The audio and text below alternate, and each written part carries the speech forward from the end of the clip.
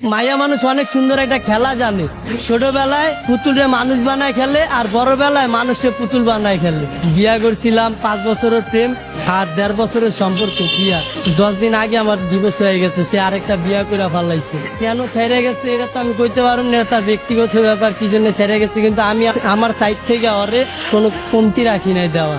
একটা মেয়েকে যতটুকু ভালোবাসার প্রয়োজন আমি ততটুকুই ভালোবাসছিলাম। মেয়েরা টাকার পাগল, তার জন্য আমার ফ্যামিলি ছাড়ছি, সে আমারে ছেড়ে চলে গেছে।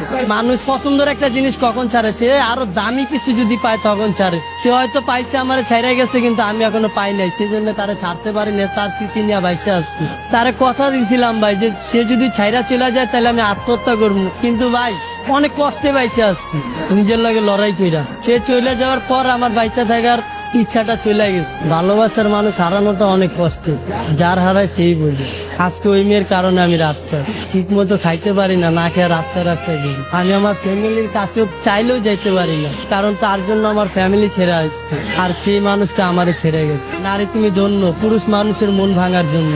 তাকে কি এমন কোনো কথা আছে যেটা বলা হয়নি, আজকে আমাদের মাধ্যমে বলবেন? তাকে একটা কথাই বলবো, আমি আজও তোমাকে ভালোবাসি। আপনার মুখে আমি একটা গান শুনতে চাচ্ছি। পরে